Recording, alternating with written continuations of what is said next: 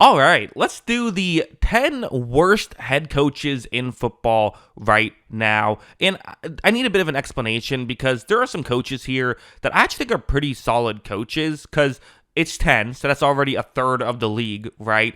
And I'm going to exclude any coach that has never been the head coach of a football game. It's just hard to tell if they're going to be good or not, so I figured let's not even include them in this list. Now, to be clear, if you are a head coach who has coached for a previous team and now is coaching with a new team, and you've been a head coach before, you are still eligible. But if you have never been a head coach, you are ineligible. So, yeah, that's how I'm doing this. Let's get into the list, starting off with number 10. So these first few are going to be, and maybe this is just like guys that you could argue there are some concerns with. Pete Carroll is going to make the list at 10. I don't think Pete Carroll's a bad coach. Again, you look at his kind of career, obviously some great moments, winning a Super Bowl, going to 2. Obviously, the end of one of those Super Bowls didn't go so well, but still, some great moments throughout that Legion of Boom era that he had a huge part in developing. You then have, I think things kind of fell off the rails in Seattle, but then he had the great move of, moving off of Russell Wilson, believing in Geno Smith, which we all kind of thought was going to blow up in his face. It did not. I think the questions are just like, has the game passed him by a little bit? The oldest coach to ever be the head coach of an NFL team at this point, and there was already kind of some questions about had the game passed him by as he was leaving. So that's those are my concerns, but he should at least hopefully be able to help bring a culture for the Raiders. I totally get why they made the move. Just because he might not be the best coach doesn't mean he wasn't the right coach for them, but does make the list at 10. Number 9 is the Colts coach Shane Steichen, who, again, the results have been pretty good, and I think he could work out in a better way. Ultimately, has not yet made the playoffs, although has gotten close with some rough quarterback play.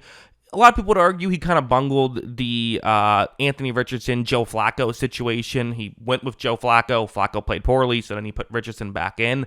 I kind of understood why he did both, though. I understood why he went with Flacco, because Flacco had played well in his limited time. And then I understand why he went back to Richardson when Flacco didn't play well. But ultimately, you could argue that those were the mistakes. He's still someone who, again, like I said, you have a handful of coaches that I can't even pick because they haven't coached yet. Only so many to choose from. The resume is what it is. You have to put him on the list. But I still think it's fair to give him some praise as well. Number 8, I am going with Kevin Stefanski. Again, a guy who's won multiple Coach of the Year awards. And I don't really know what he was supposed to do last year. Like, that was such a tough situation. Like, I'm not going to hold it against him too much. Ultimately, though, again, results do have to matter to some degree. And when I'm comparing you to the rest of the coaches who, well, maybe have not had as bad of situations as what Stefanski had last year, have still been at least able to make good things happen, I think it's fair to knock him enough, again, to put him on the list. I think he calls plays very well, and if he does end up losing his job, if Cleveland has another down year, I do still think that there is real potential for him to be a great offensive coordinator, or maybe even a great head coach in the future, but it's a tough situation right now. So again, have to pick 10. Because of that, he's on the list. Number 7, I think it's fair to criticize Zac Taylor at this point. He's an offensive guy who the offenses have been very good. Part of that is Joe Burrow and T. Higgins and Jamar Chase. But you know what? He helped develop all those guys as well. So you deserve some credit for that. Is it just coincidence that he happened to be in the right place at the right time? An argument can be made, but also you could argue that he, did some. He was there, right? Has coached in a Super Bowl. No one else on this list. Pete Carroll's won a Super Bowl, but no one else in the top 9 can say that they have done that as a head coach. So definitely deserves credit for that. But I just can't help but feel like there are constantly head-scratching decisions that get made by the Cincinnati Bengals coaching staff year after year. Even the year they won the Super Bowl, they probably should have been in a better situation, or not won the Super Bowl, went to the Super Bowl. They probably should have been in a better situation heading into the playoffs had Taylor not taken forever to abandon the run, because they needed to throw the ball more. That was what that team was built around. He has adjusted. He's gotten better as a head coach, but ultimately, this is just kind of where I view him as someone who did a great job to help get this team competitive, but I don't know if he's ever going to get them over the hump. Number 6, this is where, some of these guys are just hard to put on a list. Like Mike Macdonald, like I kind of have to put you on the list. You've had 1 year, you missed the playoffs. Like I can't put you higher than, like, again, Zac Taylor, one spot ahead, who's been to a Super Bowl. Like, okay, I kind of have to put you here. But ultimately, like, he's had 1 year. He's a young coach at just 39. Like, he's gonna hopefully get better. I thought Seattle did have a pretty good year last year. They were in a situation where we all kind of thought that if they beat Arizona twice, they could make the playoffs. They beat Arizona twice, and then just the Rams kind of got hot, beat the Bills, and turned out like that wasn't enough for them to make the playoffs. But they were right there. We can see if they continue to build and grow. I don't have too many knocks against them. It's just like you don't have the positives other guys do, so I kind of have to put you on the list.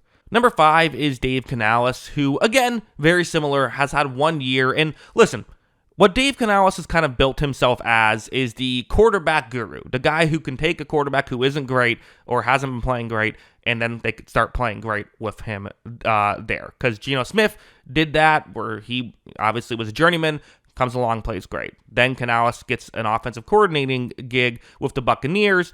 Baker Mayfield comes to town as well, and Baker has that great season, which then allows him to, to play well. Because of that, the Panthers said, hey, we have this quarterback, Bryce Young, we've invested a lot into. We need to get someone who can try and get the most out of him. They hired Canales as a head coach. It starts off horrible, where it looks like one of the worst situations ever. Bryce Young gets benched, but once he comes back from the benching, he ends up playing really well. And I do think that you can say this is 3 years in a row Canales has, successfully had a reclamation project. The concern is like, okay, what else is he? Because he's never been an elite X's and O's guy. He's pretty good, but he's not elite at that necessarily. And the Panthers, who were a horrible team last year in terms of talent, were not able to win much with him. So, while he's done that, what else are you getting with him? Remains to be seen. Again, it's hard to evaluate a guy after just 1 year, but that's kind of what I'm doing here. And so because of that, he does make the list, just because I don't know what else he's giving you right now. Number 4, I'm going with Brian Daboll, who, listen, the guy's regular season record is 18-31-1. That's a win percentage of 36.3. That is not a good winning percentage. The results are the results. At the same time, though, what else was he supposed to do, right? This has been a really tough team for quite a bit. They've had very little, even the year they made the playoffs, I did not think that was a very talented team. Obviously, he's done good stuff, including helping build Josh Allen, right, up when he was the offensive coordinator with the Buffalo Bills, but we're ranking head coaches, not offensive coordinators. I think he's probably pretty good, but again, the resume is the resume. There still are some head-scratching decisions he will make in terms of game management and some stuff like that, which I don't always love. So again, you have that 1 year where he made the playoffs, which is kind of what's kept him here. But when you keep having bad year after bad year, at a certain point, even if it is just the talent around you, again, part of it is the talent around him, but the results have to matter at some point as well.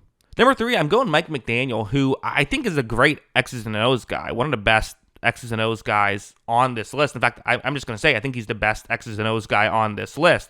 The issue was it's been a thing now where the Dolphins start off red hot. They look fantastic offensively. They get some injuries, and things just all go to hell. And while part of it has been they've had really bad backup quarterbacks, at the same time, that's why do you keep not putting attention into that?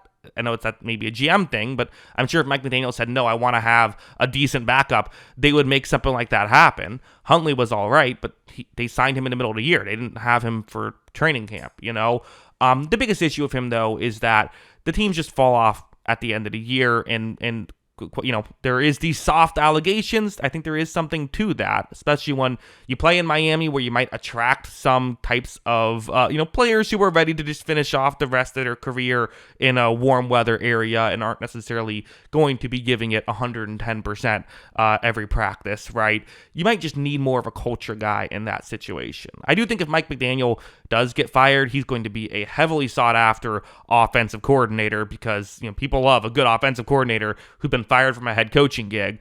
Could definitely see something like that happening, but for now, again, I think there's knocks on his resume right now. Number 2, this might not be fair, but I am going with Brian Callahan as my second worst coach in football as of right now. This could totally change, but just listen, he's had one head coaching season where his team finished with the worst record in football. And I don't know how fair that is to put all of that on him. It's not fair to put all of it on him. It totally isn't. I mean, they had a really rough situation. Although I will say, heading into the year, we weren't expecting the Titans to be the worst team in football. Like that's not what we were expecting. I think we thought we'd get more out of Will Levis. Is that Callahan's fault or did that just happen?